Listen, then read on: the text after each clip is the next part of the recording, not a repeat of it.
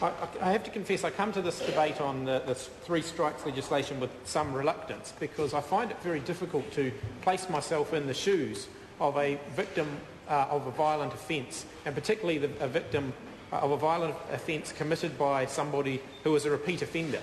I find that very difficult because I don't necessarily know how I would react if I were in that situation. And of course, I think all of the members in the House who will be speaking on this have a lot of sympathy for people who find themselves in that position. Our hearts certainly go out to them. And it's understandable that they would look to the criminal justice system for an element of retribution and punishment for those who have perpetrated those crimes. And that's very understandable. I can certainly see why victims would regard that as important. However, if I was asked to rank in order of priority retribution versus prevention, I would place prevention much higher up the list, because while retribution is certainly a part of our criminal justice system, the prevention of crime in the first place has to be integral to what we do. And that's one of the fundamental questions that we always need to ask about any legislation before the House. What will this legislation do to prevent crime happening in the first place? And one of the most pertinent questions with regard to this legislation is, will it make an offender less likely to reoffend? And will it aid in prisoner rehabilitation so that they are less likely to offend when they are released from prison? And a lot of the evidence that has been presented from overseas, from within New Zealand, suggests that that won't be the case, that in fact it will not improve the rate of rehabilitation, it will not reduce the rate of reoffending once somebody is released from prison. And that has to be fundamental to this debate. What is it that will make our communities safer? Yes, offenders are reoffending. That suggests that there is part of our criminal justice system, our retribution system, our punishment system that we have at the moment, that isn't working to rehabilitate prisoners and to prevent the reoffending. How can we improve on that? I'm not sure that doing more of the same, making the sentences longer, holding people in for longer, is necessarily going to contribute to a better outcome in that regard. I've spent a lot of time discussing these issues in my own electorate in Rimutaka. We have the country's biggest prison in my electorate, the Rimutaka prison, and I'm guided a lot by the work of the Prison Fellowship, who I think do some fantastic work at the Rimutaka prison, working with really difficult people.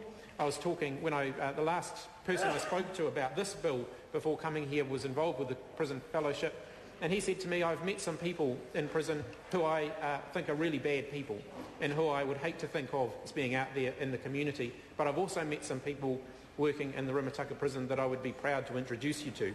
Those were the comments made by somebody who worked in the prison, in the fellowship environment, trying to rehabilitate prisoners so that the rate of reoffending was decreased, so that they were properly reintegrated into the community once they were released.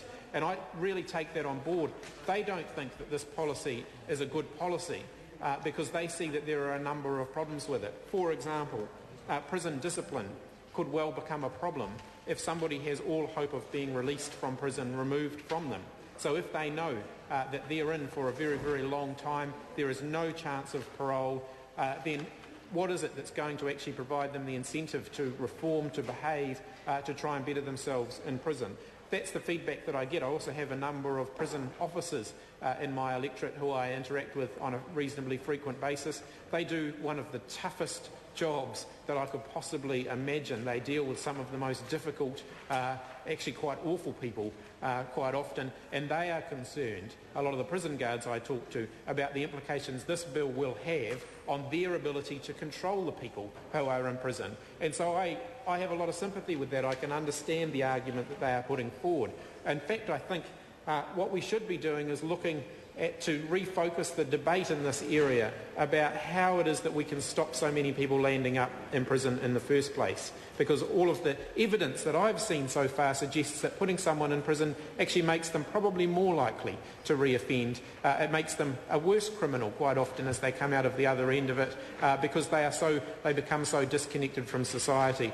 And of course we also need to think about very carefully about what it is that prompts a lot of the offending in the first place. A lot of the perpetrators of violent crime are often victims of violent crime before they are perpetrators of it. And I think we need to look very carefully at that.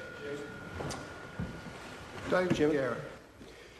Mr Chairman, I think it's important to remember throughout this debate that this bill is unashamedly about reducing the number of victims and public safety in general. Since the election, Mr Chairman, 4 more people have died at the hands of persons who, had this law been in place at the time,